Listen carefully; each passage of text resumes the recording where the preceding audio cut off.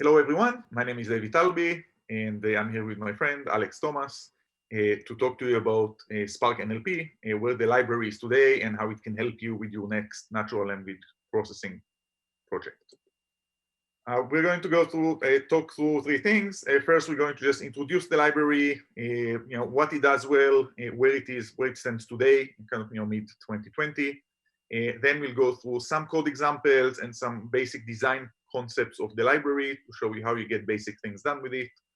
And then I'll hand it off to Alex, who will go through some notebooks showing kind of live code of primary use case using the library. So Spark NLP was created now 3 years ago in order to provide the open source community with access to state-of-the-art NLP for Python, Java, and Scala. For those three languages are all fully supported. These are the same APIs. Although nowadays Python is the most widely used version. In terms of what we wanted to improve, really there were three things: accuracy, scalability, and speed. In terms of accuracy, deep learning happened to NLP around that time, and a lot of the libraries that we all know and love became quite outdated in terms of the accuracy that's achievable. And the goal with Spark NLP is to make sure that we go and we productize the latest research and make it really production grade, scalable, trainable. In terms of scalability and speed, the library is based on Apache Spark, so it can natively, it's the only open source library that can natively scale to any Apache Spark cluster. And we've done a whole lot of work on optimizing it both on single machines and on clusters. Spark NLP became, early in 2019, became the most widely used NLP library in the enterprise, and really one of the most widely used data science libraries kind of in practitioner enterprise settings, not so much in research, but if you're kind of in the Fortune 5000, most likely this library is being used in production today. And we see it in all environments, from cloud, on-premise, large clusters, single machines, small containers, and everything in between. Just a few weeks ago, the 2020 O'Reilly survey was also published, and Spark NLP is still the most widely used NLP library in the enterprise, and still by a wide margin, in that area. As said, the library is really in production use by all of this company and really thousands more. We don't know the full list, but we do know that really it's been used heavily for production use cases, really from single machines to very large clusters in use cases, really for companies and teams that want that state-of-the-art accuracy in a production grade setting. In terms of accuracy, one of the things that we always have to clarify is what does state-of-the-art mean, because it's not a marketing term, it's an actual academic term. State-of-the-art means if you look at the academic benchmarks, if you look at peer-reviewed results, what's the best level of accuracy that we can reach? And there are a number of sites online now that actually track this, like Papers with Code, NLP Progress, and others that are definitely worth following up with. So we are very open with the benchmark and the accuracy we can achieve, and of course it's open source, so it's all reproducible. We've published some public benchmarks in O'Reilly and other places. We also publish benchmarks on our own pre-trained models. In terms of the latest releases, and really what we do in every release, we just try to go and improve accuracy. The fun thing about saying that you provide state-of-the-art accuracy is that you keep running. Right? Because really in NLP, every few weeks, there's a new paper that improves the state of the art. So we try to reproduce them and then productize them. So this is all in 2020. In 2.4, we've completely redesigned what we do with BERT and even the graph around deep learning for NER, and definitely does better now. It was best in class before. Now it's even a level higher. We significantly improved accuracy in the Spark OCR library for object character recognition, and we've added entity linking and entity resolution that supports hierarchy. 2.5, we added the built-in support, open source and free, for Albert and XLNet. We've published a new contextual spell checker that now seems to be by far the most accurate automated spell checker that's available to either Python or Java Scala ecosystems. And we've also redid basically the sentiment analysis, also significantly improve accuracy using a new deep learning architecture. So those are the kind of things you'd expect to see, and kind of each of those major releases usually 6 to 8 weeks, and we release every 1 to 2 weeks. In terms of scalability, as I mentioned, Spark NLP really is designed to scale to a cluster. There's a lot of use on single machines, but also a lot of use that's people use it on Databricks, on AWS, on Azure, on their own in-house clusters, and really kind of by default you don't need any con changes to scale to a Spark cluster. We've tested this. This specific benchmark is a public one and was done using AWS EMR. The reason this works so well is because really that's where we benefit from Apache Spark, which deals with all of the really hard problems of distributed computing, like how you minimize, how you optimize the bandwidth used on a cluster, how you minimize just sending data around, how you optimize caching and you're using multi-thread, even multiple threads effectively, how you minimize shuffling. So all of that immense amount of work that the Apache Spark ecosystem did, we kind of almost get for free. Although of course we've had to do a lot of profiling work, with the Spark community and with Databricks to get where it is. Of course, distributed system is not magic, so the actual speed up you'll get depends on the use case, right? So if you're doing just inference, yes, you're likely to get linear or near linear scaling, but if you're training say an RNN or a CNN that are more iterative by nature, probably see sublinear speedups. The other thing we focused a lot on is really just speed, because our goal is also provide you with the fastest open source library for training and for inference. As part of this, we do a lot of work with Intel and with Nvidia to make sure that we have builds that take advantage of the latest chip and latest hardware. And really to provide a library that's really tuned to the latest compute platforms. And this is something, of course, TensorFlow, PyTorch do, but other NLP libraries in general do not. This benchmark that you see here on the right was training 80 epochs, so reaching the same level of accuracy. And what we've done is we trained from scratch an M80 recognizer for the French language. And here what we did, we compared both the latest Intel chips, latest Nvidia chips on AWS. And here in this specific case, Intel was actually both 90% faster and 46% cheaper than the Tesla P100. But of course, it depends on the use case, and we keep doing optimizations on both. A lot of the work is not just data science, it's the engineering, the profiling, productization, and really making it easy to use the algorithms on a regular basis. Other than the library is definitely production grade. It's now been used in production for the 3rd year. Multiple Fortune 500s have kind of public case studies. It's very active. We had 26 new releases in 2018, 30 releases in 2019.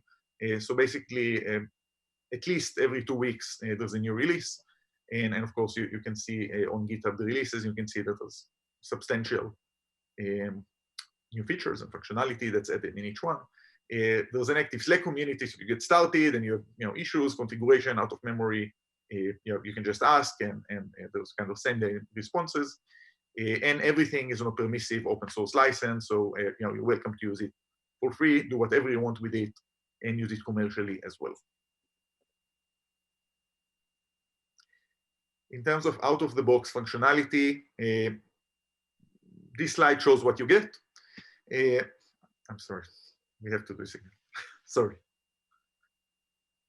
Yeah, see what you did now? It's going to take like four days. Yes. Okay, I have to do my hair. Makeup. Okay, ready? And we go. In terms of out of the box functionality, this is what the library comes with. It's a complete NLP library in the sense that you shouldn't have to integrate with other existing NLP libraries that are already out there. So functionality starts with the basics: tokenization, splitting text into sentences, lemmatization, stemming, part-of-speech tagging, and then we have the more advanced features: spell checking, spell correction, sentiment analysis, name entity recognition, chunking, and text matching.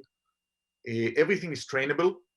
Okay, so even the part of speech tagger, the lemmatizer, and definitely things like sentiment analysis or entity recognition are trainable.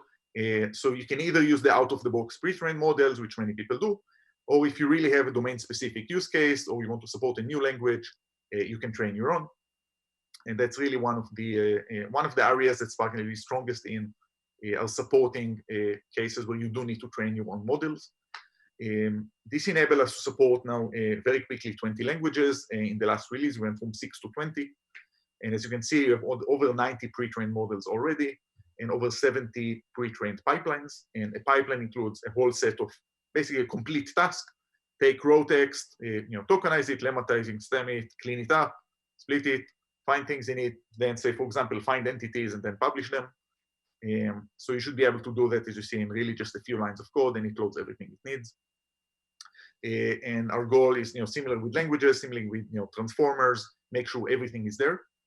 So this not only simplifies your life and simplifies your code, it also enables us to scale, right? So of course you can't really scale on a cluster if we only, for example, if we only scaled the training piece or only scale a transformer piece. But even simple thing, for example, like stemming or lemmatization, you still have to do on your own. So everything is within one Spark pipeline and scales natively.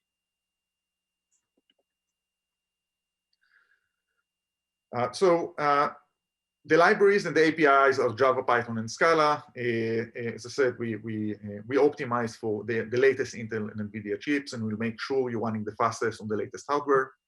We officially make sure everything works on every release on Databricks, Cloudera, Azure, and AWS, and that you can assume always supported.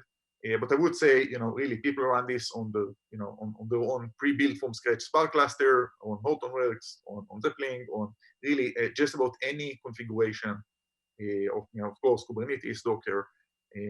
This is really running production just about everywhere. We support Windows servers, and this is really just a list of what we test on every release. Okay, so that's the overview, and that's kind of what the library claims to do. Now let's see how you actually get some things done with it. And getting started is really simple. And one of the things we spent a whole lot of time on is making sure that really, 5 lines of code, 3 lines of code, you can get actual end-to-end tasks done with state-of-the-art results, transformers, deep learning architectures. So here's one example of doing sentiment analysis. So the first line, you import Spark NLP. You initialize it, Spark NLP.start, and then you load the pre-trained model. So you import the pre-trained pipeline class, and pipeline equals pre-trained pipeline, analyze sentiment ML in English. Okay, EN is for the English language. And you're just loading a pipeline. The pipeline loads whichever models, annotators, whatever is needed to execute, to do the work. And then all you need to do is to call it on a sentence of text. So in this case, we call pipeline.annotate, Harry Potter is a great movie. And we have a result object, which is just a simple Python dictionary. And if you look at the sentiment column, you see that the result will be positive. So it's really just as simple as that. You do not need to know anything about deep learning, transformers, TensorFlow, Spark, or any of that to get things done. Here's another example. So this is named entity recognition. So with name entity recognition, the goal is to be able to, as you see in the example here, mark entities in text. So if we have Harry and Ron met in Hogsmeade, you'd want the algorithm, the model, to know that Harry and Ron are people and that Hogsmeade is a location, is a place. And importantly, this should work without a dictionary, right? So Harry could be a person, but it could be other things, right? It could be a company, it could be a location, right? So you'd have those examples, but you should know, look, this is meeting, so yeah, it's not, this would be people.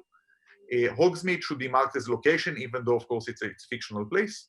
That's what most people believe, because when you have 2 people and you say in English met in, afterwards only either a place or a time will come, and this is not a time, so it has to be a place. It's also capitalized, right? So it's obviously, I mean, if you haven't read the books, as a person, you'd still know that this is a place. And you'd want your NER model to be able to generalize and catch those things. The way we do this, and this is really using BERT, right, with really state-of-the-art accuracy, state-of-the-art transformers, pipeline equals pre-trained pipeline, recognize entities BERT in English, and we have this in a few other languages. with kind of complete pre-trained pipeline.annotate, Henny and Roth met in Hogsmeade. And when you look at the results, you see that basically by token, the first and third tokens are marked as I-per, per meaning person. I means that this is the initial, this is the first token of an entity that was recognized, right? If you said Harry Potter, then you'd have two tokens, and you'd know which one is the first, which is the second, and you also see that Hogsmeade is recognized as a location. So this is really all you need to do to activate pre-trained NER.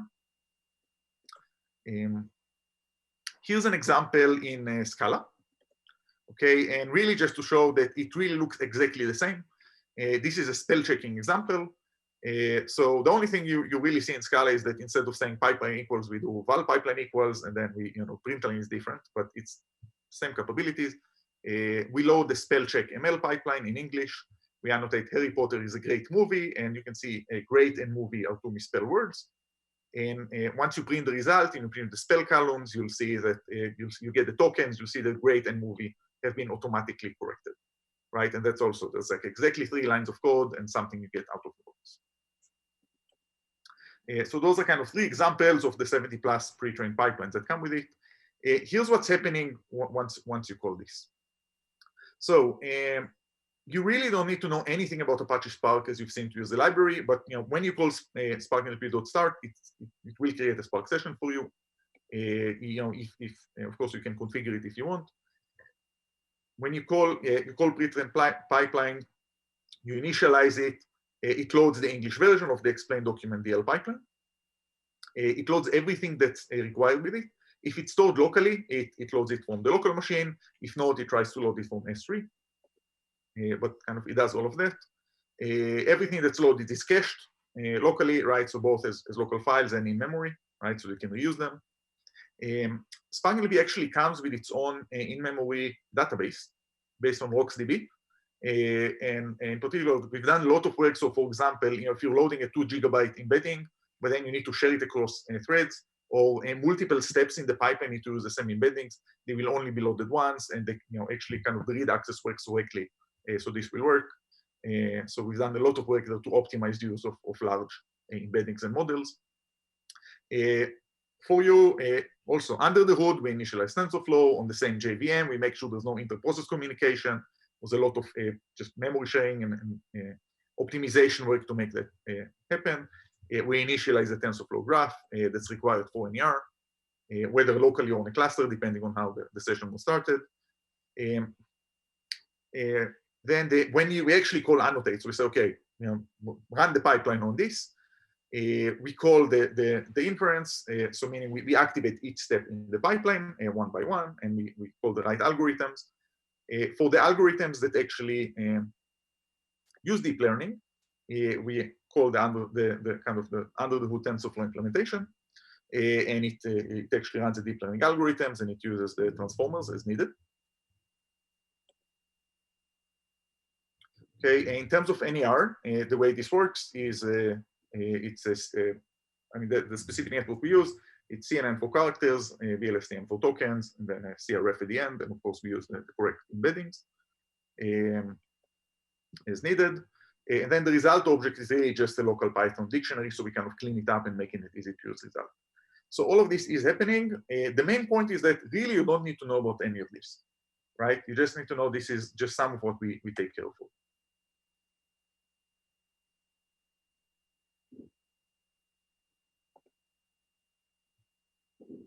Okay, the next thing I like to go through is really just a few key concepts that you need to know if you want to use the library on a regular basis. So the first concept is a pipeline.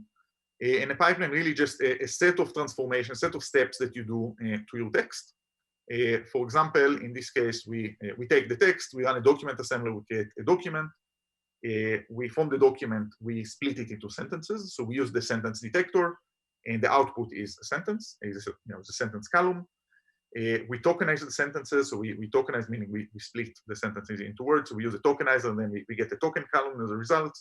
Then, for example, if you want sentiment, we call the sentiment analyzer. The result, we have a sentiment column. The way this works is when you use it on a data frame, so it could be Spark data frame or in a pandas data frame. Basically, the things like document, sentence, token, sentiments are columns that we actually add to the data frame. Okay, so you can see at the end, if you want, you only get the result, but if you want, you can also see all the intermediate steps. And the other nice thing is because when we do this on a Spark data frame and add columns this way, it's trivially easy to parallelize it, right? So different documents can be on different machines on the cluster or different threads, and you can build still build the table that way. So that's the concept of a pipeline. The next concept is the concept of an annotator.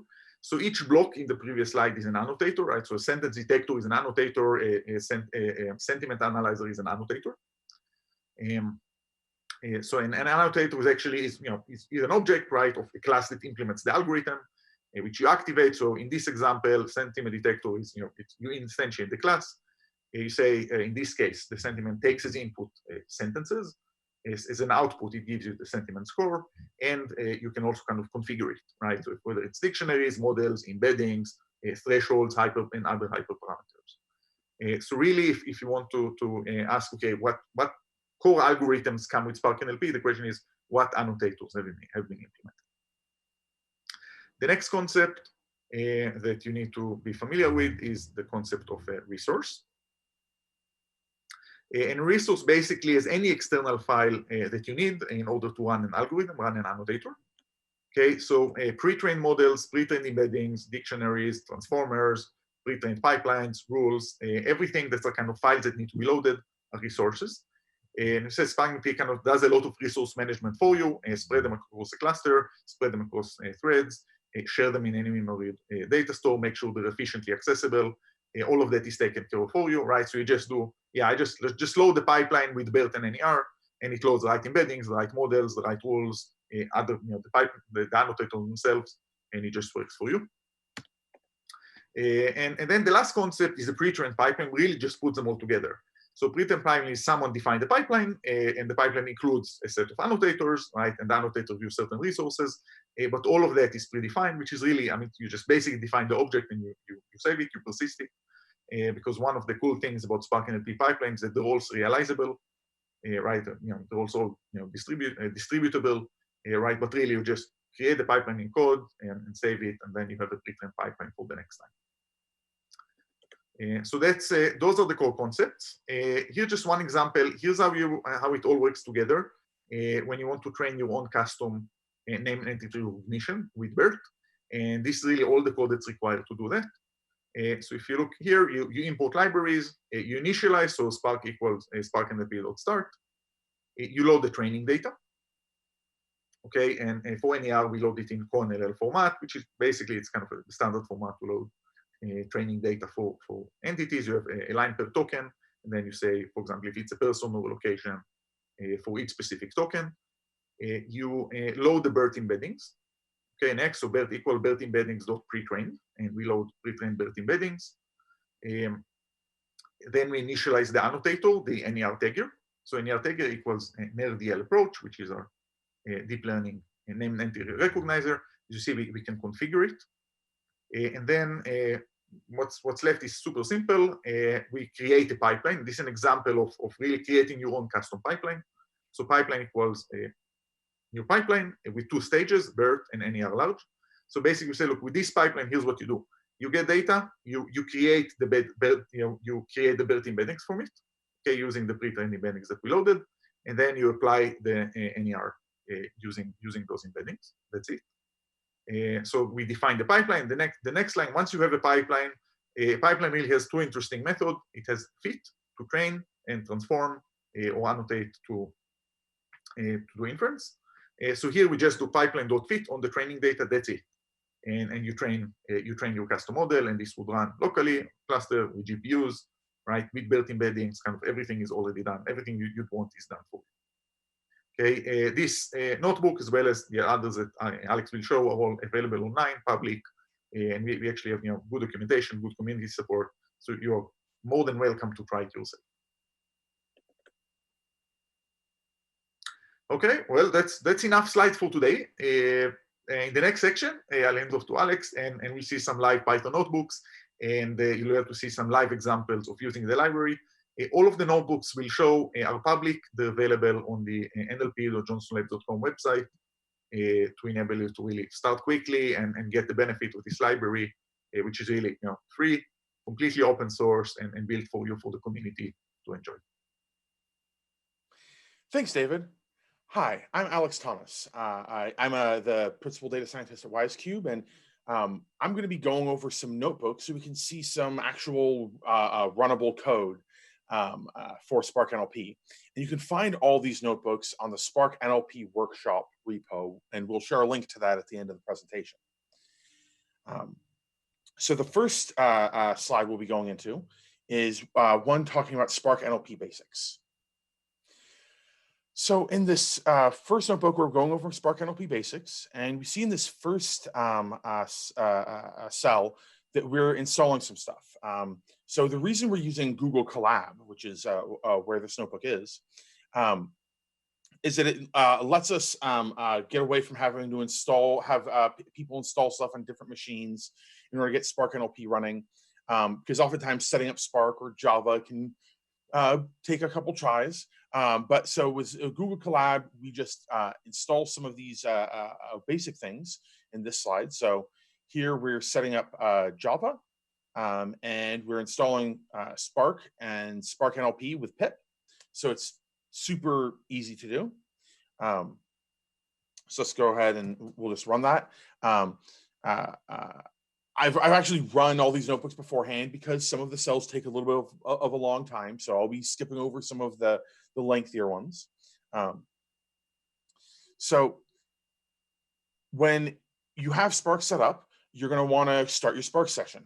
So David talked about how Spark NLP has this start method that does all this cool stuff in the background for you. So we run that and we'll get our nice Spark NLP version and Apache Spark version.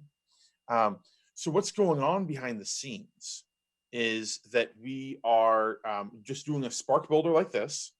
In this case, we're doing, we're putting the master at the local machine, and we're telling it to use all the cores. We're giving it 16 gigs of driver memory. We're also setting serialization.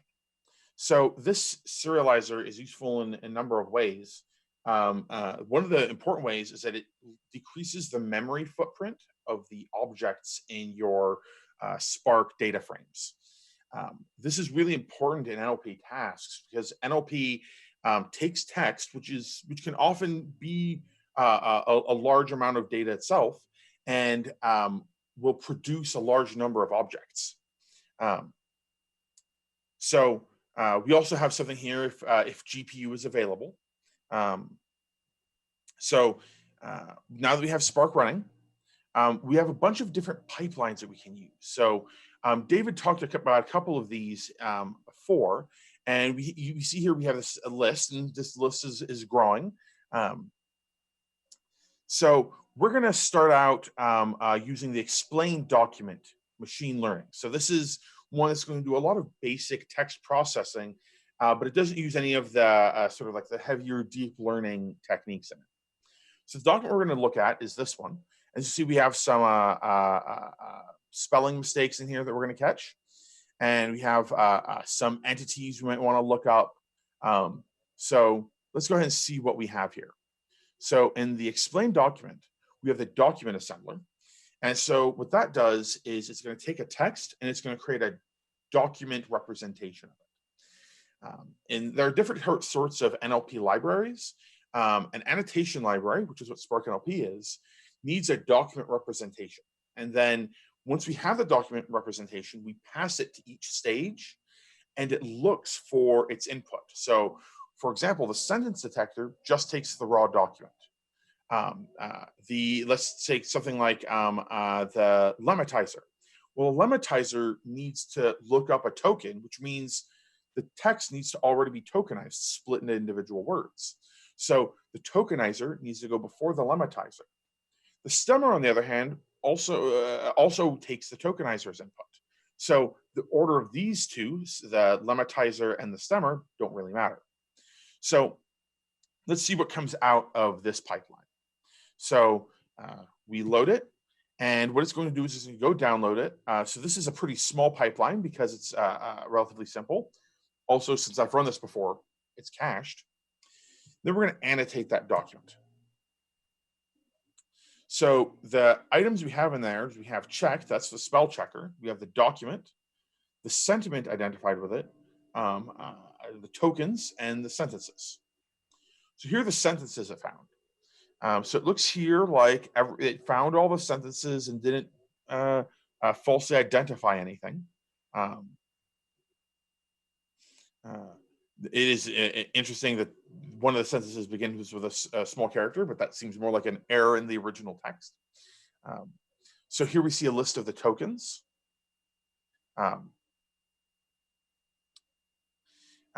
So we also find the parts of speech. So a part of speech, if you remember sort of your learning in school, we have nouns, which are things, we have verbs, which are actions, adjectives, which describe nouns.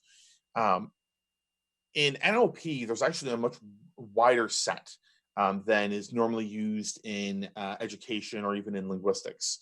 And that's because it's useful to break them up into more categories. These are defined from the University of Pennsylvania Tree Bank, these particular parts of speech. So this NNP means a proper noun.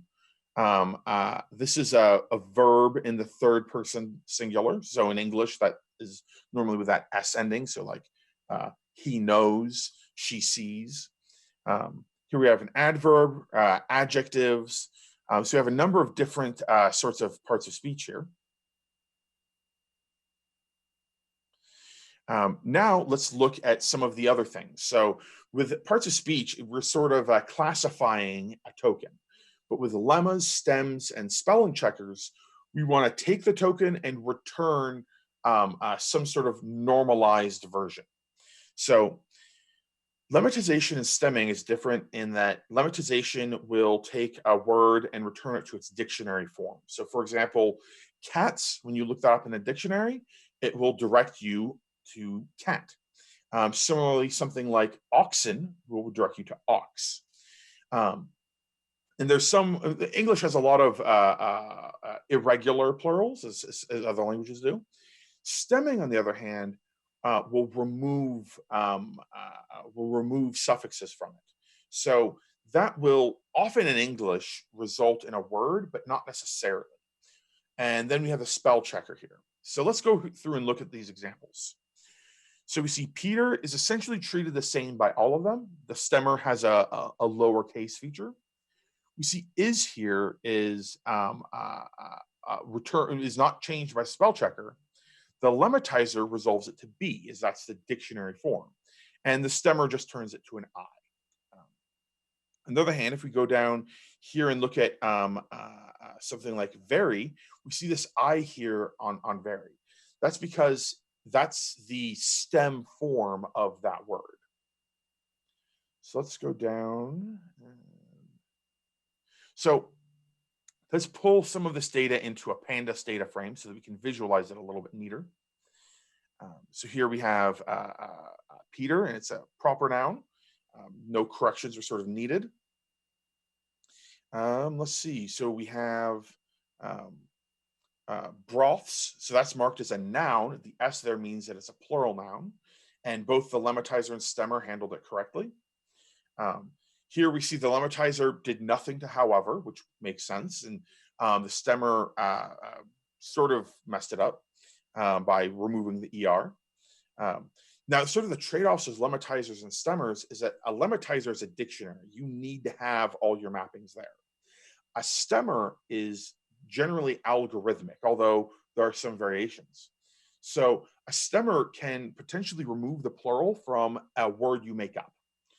If it has a normal plural, a normal English plural. A lemmatizer, on the other hand, will not know what to do with that and will just return the word. So those are sort of the trade-offs of stemmers and lemmatizers. Now we have the deep learning equivalent of this pipeline, the explain document DL.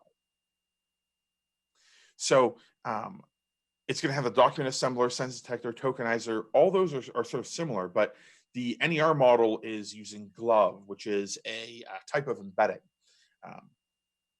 We'll get more into that in a couple notebooks when we go over embeddings more. Um, and it sort of has a lot of the similar outputs, but let's see what it also has. It also has these embeddings that we can get out of it. So let's go ahead and see the output. Here we see, oops, let's go to this. So we see the named entity label. So in this case, named entity recognition is, as David was talking about, trying to classify the tokens as where they are. So in this case, Peter's at the is the beginning of a person named entity segment in the text. So let's go down and look for one that has multiple. So here we see Lucas Nogel Dunbarker. So here we have Lucas is marked as the beginning of an organization. So although it identified it as a named entity, it misidentified it as for which kind. And then it marks these two as being internal to it. See if there's any other ones. Yeah, yeah, we'll go more into NER in a notebook dedicated to that subject. But let's look at the pre-trained spell checker, because on top of having these pre-trained pipelines, there are also pre-trained models. In this case, this pipeline is has a different spell checker. So here we see, let's see, person is corrected, interesting is corrected. So if we have a number of documents, we're going to want to be able to pass those through the annotator as well. In this case, it's a small number. So when we pass it through, we're going to get the same results as when we passed in a single text above, but it's just done for each one of these documents. Of course, if we have a larger number of them, we are going to want to actually use Spark to do that, as opposed to using sort of some of these lighter methods. So in this case, we have the actual annotations being returned instead of the simple Python dictionaries. So here we see annotation of word embedding token.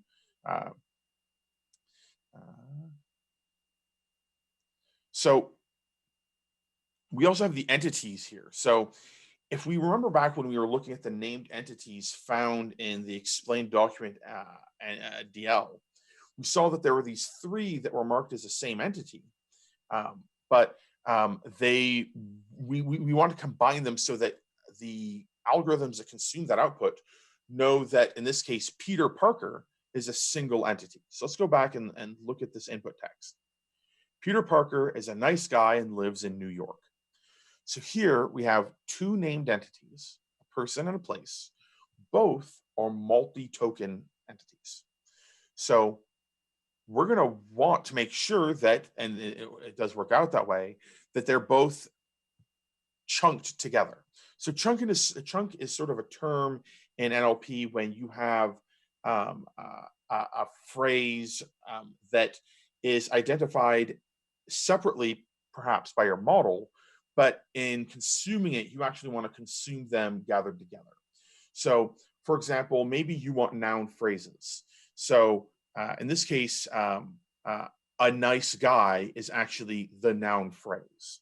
So guy is the noun, but the determiner and the adjective here are the, so there's chunkers for parts of speech, but also chunkers for named entities, which is what we're looking at here. So here we see that Peter Parker and New York are both correctly identified as for their respective categories. So Peter Parker is a person, and New York is a location. So let's look similar to what we did before. Look at all the different tokens. We see that they all have the same sentence ID because there's only one sentence here. We have the start and end positions. This is sort of a normal thing you see in annotation-based libraries. So you want to give the start and end so that you don't need to actually modify the text to know where an annotation is found. Then we see the part of speech and the named entities found. So here we see Peter is marked as a beginning person, Parker marked as interior person. So let's look at the match chunk. So this is an example of the part of speech chunking, but here you can give it a regular expression like this that will pull out particular sequences of parts of speech.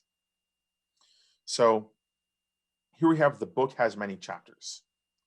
So we're looking for a possible determiner followed by 0 or more adjectives and then 1 or more nouns.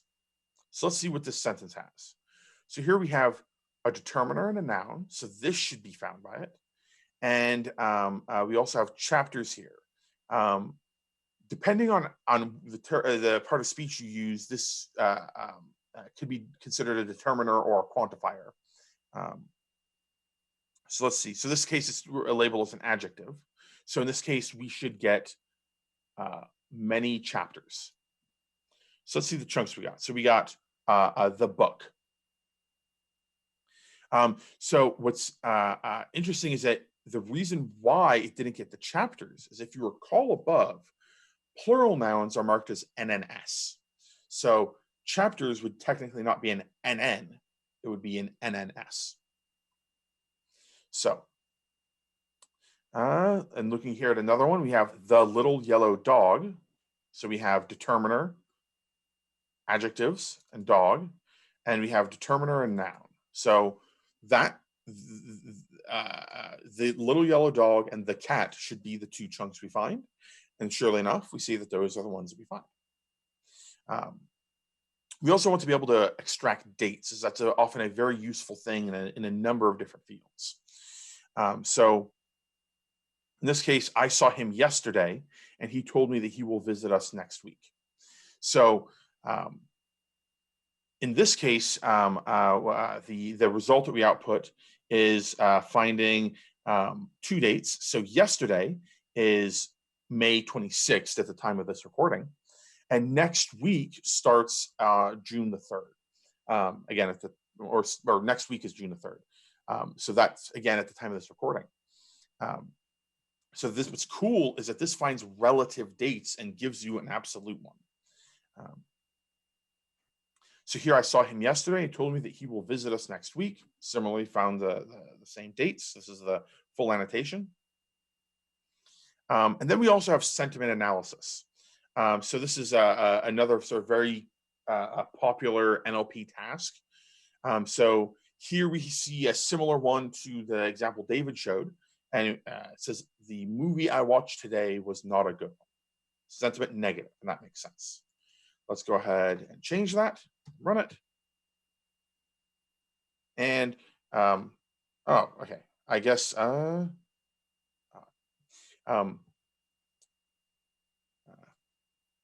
guess the notebook terminated or something. Let's see.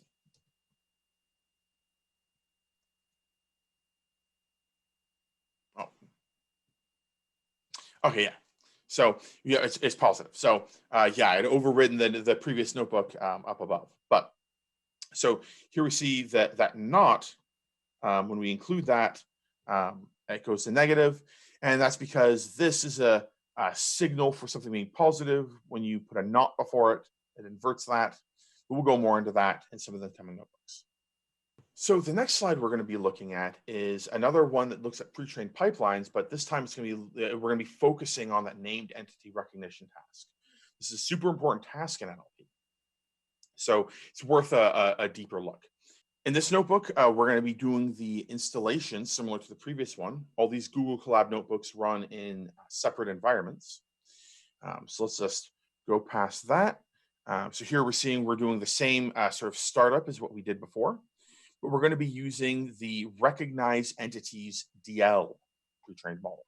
So this is a bit of a bigger model than we've previously done. So let's look at this text. So we have the Mona Lisa is a 16th century oil painting created by Leonardo. It's held at the Louvre in Paris. So here we see Mona Lisa as a named entity. You could arguably say the Mona Lisa is a named entity because it's referring to the painting as opposed to the person. Oftentimes in NLP, you'll run across these judgment calls as far as for what is correct. Leonardo is obviously a person. Paris is a location. And Louvre, again, that can be a location because that's where it's held at the Louvre, but you could also argue that it's an organization, as in the museum itself. So let's see what's actually extracted from it. So here we see the tokens are all extracted. We have the different named entities. So here it's identified Louvre as a location. We have Mona Lisa and we have Leonardo. So let's look at, so it found all those entities. It chunked together Mona Lisa. So let's try a bit of a larger one. So here we have this longer one. I won't bother reading it. So it's about Sebastian Thrun.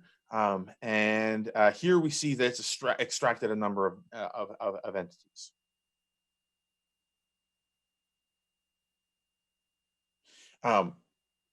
So one of the important things when doing named entity recognition, because it's a classifier, is you need to take in these signals for which one it is. David mentioned this about not using a dictionary. So that often creates a difficulty because when you start out on a project, you may not have everything identified. So for example, imagine if we're starting out a project and we're looking instead of people and places, if we were looking for pharmaceuticals. So if you were to run this named entity recognizer over medical documents where you're looking for mentions of drugs, you wouldn't really find many. And if you did, they would almost certainly be false positives, as persons, locations, and organizations don't overlap with drugs that much. So there's a couple different techniques you can do to solve this. One is you can create a data set and have it labeled and train your own model. So that's a bit intensive in the beginning. You can also use a simpler dictionary approach to find some drugs and then train a model on that and iterate by using human labelers and some dictionary methods until you have a good enough model to run.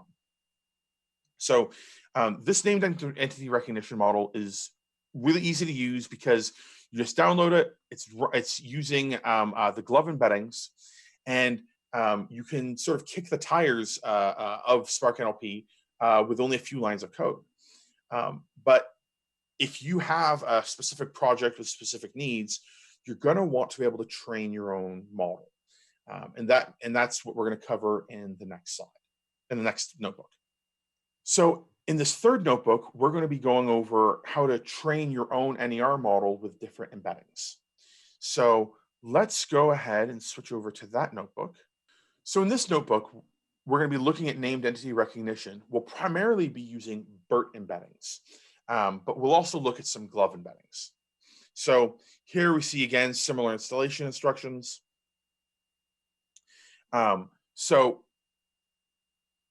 This is another example of sort of like the library being started up. So first we need to pull the data. So this is a sort of just a simple pull from GitHub, or simple download from GitHub. So let's look at what some of this data looks like. So in this data format, we have the token, the part of speech, as well as the chunk it's in. So the idea that this is in a noun phrase, but we're not going to be doing any sort of training on that. We're really looking at this. So this is the part of speech, not that's part of speech, the named entity that it's identified with. So the EU is an organization.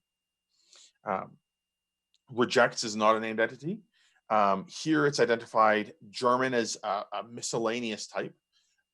Arguably, you could say that this could be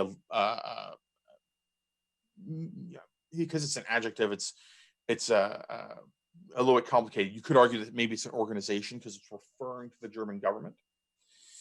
British here similarly as this adjective is found to be a miscellaneous type. And we see that it's that this is how this data is structured. And really what we're doing is that we're taking these tokens and we're learning to classify the tokens by these labels. So let's go ahead and download our data set. So here we have our data set that's put in the format necessary for us to train.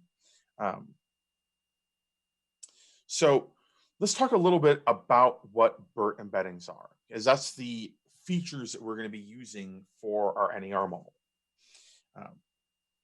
So BERT embeddings is a technique invented at Google. So in the early days of WordDevec, they were using neural networks that produced a single vector representation for a word. And that means that bank, as in an institution that you deposit and withdraw money, and bank, a river bank, are both given the same vector.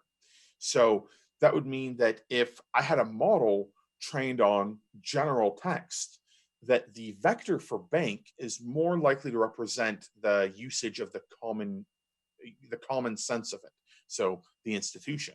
But if I'm wanting to analyze a document that's talking about geography, most of the uses are going to be riverbank.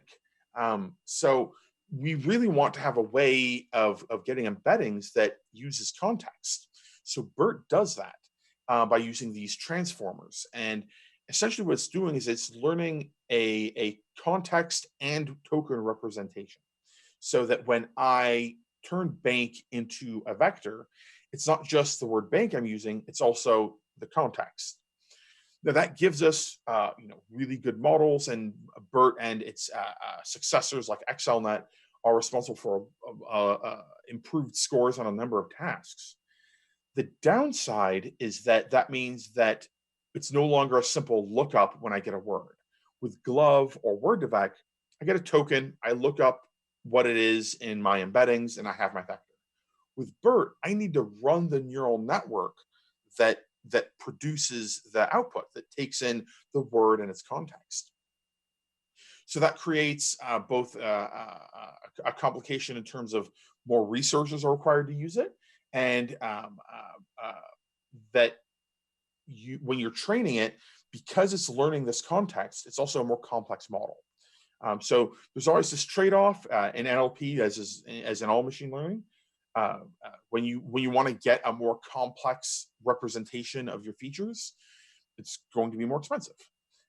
So with BERT, there's different layers that you have that pool together this context.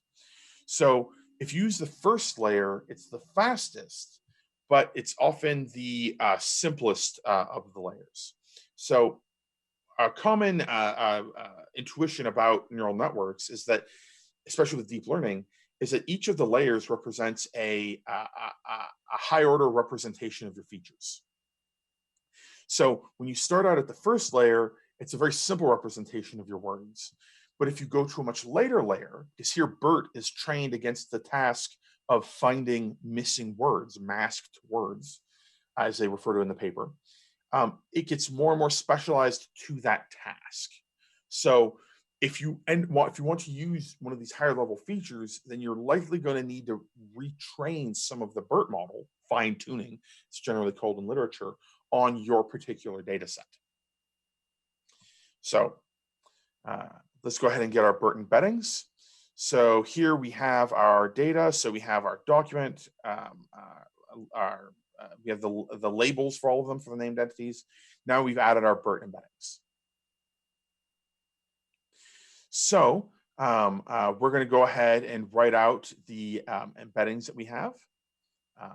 We're going to only do 1,000 of them, so stuff can run a little bit quicker. So if we pull these embeddings in, we get these vectors. We're gonna want to pass in these vectors to train, because these are the inputs to our NER model. These output BERT embeddings. So here we have our NER tagger.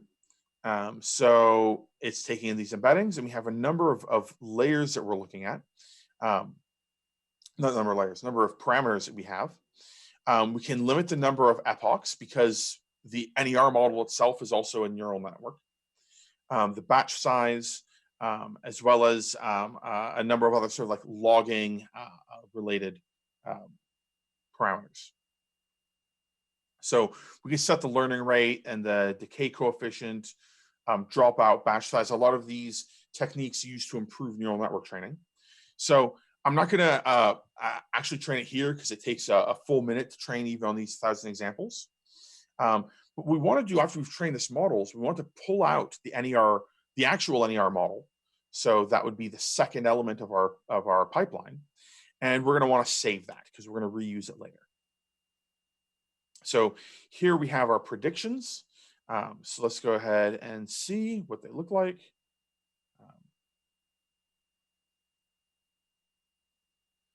So here we see, let's look at this one. It's nice and short. London marked as a location. We predicted location. That's great. And let's look at some of the other ones. Essex marked as an organization. Our model didn't mark it as being the beginning of one. Looks like both here seem odd. I don't know why the label would have it as an organization. So let's go ahead and look at the schema that's output. So this is the full schema that's output when you've annotated everything.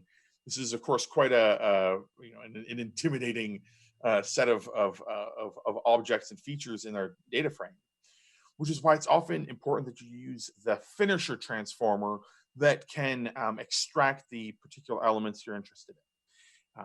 In this case, we'll just be selecting out the elements ourselves. So here we have the ground truth says Leicestershire is as an organization it marks it, which I think I'm a little bit suspicious of it being that. We don't mark it at all. So there's one sort of error for our model. Here we have London is marked correctly. West Indian all-rounder Phil Simmons. Let's see. So it looks like we only trained on 1,000, so I'm not surprised that we don't have a great model. Let's go ahead and load our model. So we're going to go ahead and refer back to that model we saved before, and going to load it up and use it to predict again. See the same results. Again, we can also put this in Pandas so we can have a cleaner look at the data. Let's go ahead and use one of the deeper layers. So we're going to be using the second to last layer from the BERT embedding. So instead of the first layer, which is the one it uses by default, we're using the second to last. So again, we're going to call fit. We call fit on it, which I did beforehand. And we see here, okay, this looks a little bit more accurate. It's actually very accurate. We do see some errors here, like here it marks West Indian as an organization, which I think might actually be more accurate because I believe this is referring to a sports team. So we've looked at two different ways of using BERT embeddings, and let's go ahead and try this with the glove embeddings. So the glove embeddings, we don't have to train them. We just have the embeddings that are sort of pre-built. So we download that model, and we just need to train the new NER model, and we're going to save that. Aside. So we do that, and it looks like it didn't do bad. It missed Indian here. Seemed like it got West similarly wrong to the first layer from the BERT embeddings. So again, let's take a nice cleaner look at some of these. Pandas is often in notebooks a better way to look at data frames. The downside is you do need to actually pull the data locally to do that. So let's go ahead and build our pipeline, our prediction pipeline. So here we have our document assembler, sentence detector, tokenizer, BERT embeddings, the NER model that we had trained from before, and our converter that's going to build us our chunks. So here we pass in something empty, it returns nothing. That's a good sanity check. Then we have our sentence that we tried earlier. Peter Parker is a nice guy and lives in New York. And let's see what it finds. So in this case, it didn't find anything. Let's go ahead and try with the glove model. Looks like glove was a little more successful. It found Peter Parker and identified it as a person. So now let's take our named entity recognition model that we did before, and we run it on the Mona Lisa one, and this is sort of similar to the results we saw before. So training on 1,000 examples or 1,000 documents is not going to give you a great NER model, but as you can see, it's really easy to set up this training with Spark NLP. So we essentially just downloaded the ConLL dataset.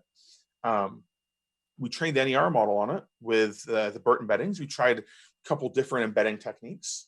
You could also potentially you could also use Spark NLP to help fine tune your BERT embeddings, even though that will sort of also depend on what sort of data you're using. If you're using general text, the default ones should work fine. But if you're using specialized text like clinical text, you're going to probably want to fine tune your BERT embeddings. Okay, so let's switch over to the next and last notebook. The next notebook that we're going over is about document classification. So we looked previously at some text processing as well as named entity recognition, which are frequently used tasks, but they're often used as inputs to other tasks. So text classification is a great example of a document-wide process as opposed to one that scans through the document. So let's go ahead and switch over to the notebook. So in this notebook, we're going to be building this classifier. We go through our normal setup. Here we see a link to a blog post where this is discussed more in depth. So here we do our normal setup, and we're going to load a different data set this time. This one is this data set's built more around classification, so it's a news category data set.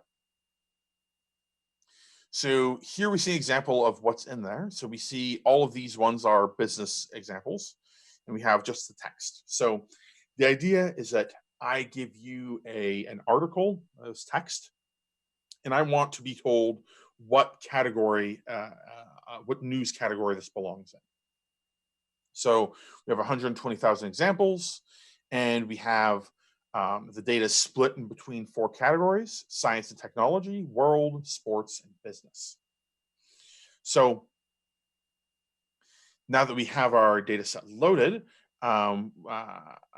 let's go ahead and look at our test data set, and we see it's much smaller, but similarly evenly split.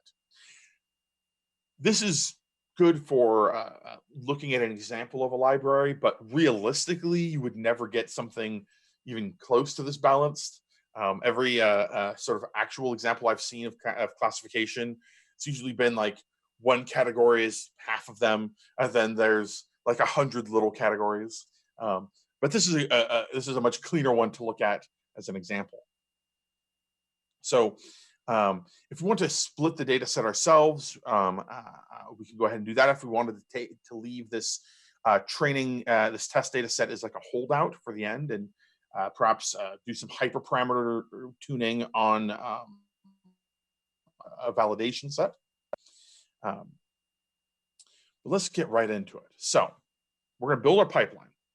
So we go with the ones we were sort of like familiar with from before: the document assembler, the tokenizer, the normalizer. The normalizer is something that sort of does like a cleanup on the text. So stemming and lemmatization will reduce the number of the forms of the words. Spell checking will remove these very rare misspelled words so that we can group them together with the correct, more frequently occurring tokens. And stop word removers essentially just remove words that are so common as to be useless to us. But a normalizer will is sort of built to use regexes and some other techniques to remove odds and ends, perhaps from HTML scraping. So then once we have our lemmas, we will want to get our glove embeddings for them. So then once we have our glove embeddings, each sentence will be represented as a list of vectors. But if we want to classify the whole document, we're actually going to want to find some way of aggregating all these vectors together. So we're going to use a simple averaging technique. There's, of course, more sophisticated techniques out there, especially with neural networks that you could use. You could build a recurrent neural network to classify it. But averaging is often a very good first attempt for text classification. If it doesn't work well, you know what the next steps are. So once we've averaged them, we're going to then run it into the classifier. And this classifier has 3 epochs. It's going to predict which of the news categories it's in. So we go ahead and train our data. So in this case, it took 4 minutes. Not too bad. A bit too long for a talk such as this, but not too bad when you're actually running it for 120,000 training examples. So here we see the log for the data, for the training. And we can use the model to predict for the test data set. So let's go ahead and see what our predictions are. So this looks pretty good. The first one's business. Looks like there's one mistake here with science and tech. Wiltshire police warn about phishing after its fraud squad chief, so on. So it looks like this article might be about this type of scammer.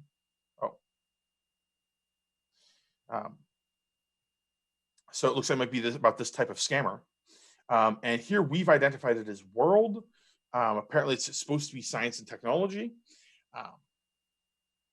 Oftentimes with document classification, as we talked about with named entity recognition, it can be a bit of a judgment call which category it falls into.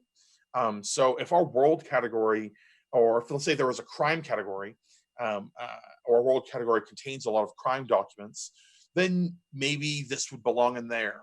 But it seems like it's focusing on phishing, so science technology seems appropriate.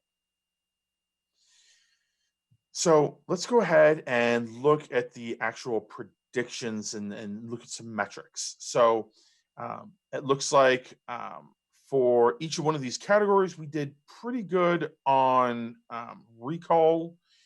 Sports got really good for precision and recall. So we did really good on that one.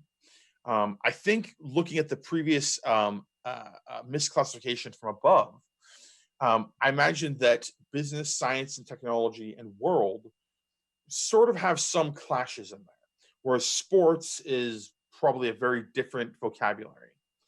And if you consider what this averaging is doing, is that when you have word2vec or glove or even BERT embeddings, the words that you're turning into vectors are being converted into a point in some space. And the idea is that space, the distances are supposed to be similar to the semantic distances of the words. So that 2 words that are very different from each other should be very far apart in this space. So if you average a bunch of words in that space, what you're getting is something that's supposed to be like a semantic middle ground between all those words. That's sort of the hope of what the averaging technique is doing. And so that's why something like sports, which has a very different vocabulary, is likely making vectors when averaged that are in a very different part of our vector space, whereas the other ones might collide some. So overall, this isn't a bad model, considering how even the split is. I would say I think we could probably do better if we iterate more, perhaps build maybe a more complex model. So let's look at the if we use sentence embeddings. So in this case, we're going to be predicting each sentence. So we're going to we're going to be doing the same technique as we did before, where we averaged across documents. But when we average across sentence and predict the label of the document that the sentence is in, then our centroid, our that middle ground point that we make from the vectors, is going to be more controlled, so that for a given sentence, we don't have as many things to average out. Because the more things you average out, the more you sort of lose specific information about your document. So let's go ahead and fit that model. So let's go ahead and okay. So so here, let's see, where do the predictions go? So we can train that model. So here we have these predictions. Yeah, here's an example. The predicted. So, fearing the fate of Italy, the center-right government has threatened to be merciless. So this looks more like it's a world one. We've classified it as a business one. So there's a couple different techniques you can use when classifying. If you look before deep learning, the common technique was to just convert your document into a bag of words and just use that to predict. And that's not much different than what averaging all the vectors are. With the difference is that you are kind of baking in some information about the words when you use word2vec versus bag of words. You also don't have to deal with a humongous number of features that you have to deal with in the bag of words method. In a task like this specifically, my next step would be to find perhaps some keywords that I think are more useful, so that I can remove some of the words that these categories might share in common. Let's go ahead and look at saving our model. So we have our different stages here. We have our assembler, our universal sentence encoder, and then our classifier. So we go ahead and once we have that model, we can go ahead and save it, and then we can, of course, load it to be used again. And let's go ahead and do something live. We're going to go ahead and just annotate something here. So let's go ahead and build ourselves another light model. So we're going to take this one in.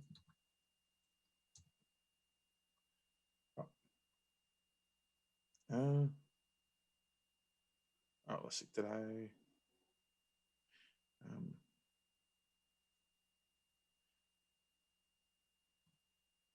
I? Actually, hold on. Let me. Is it all right if I go back a little bit?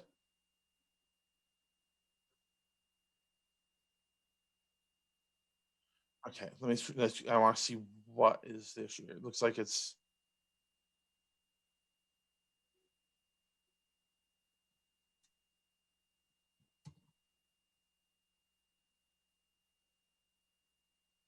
I want to make sure that stuff is still. Oh, okay. I think I know what the issue is. I need to build another pipeline. Okay. No worries. I will go and. Okay. Oh no. I'm just. I needed to copy this piece right here. I copied the wrong piece of code when I was doing the live example, which is, of course, the danger of live examples. Okay.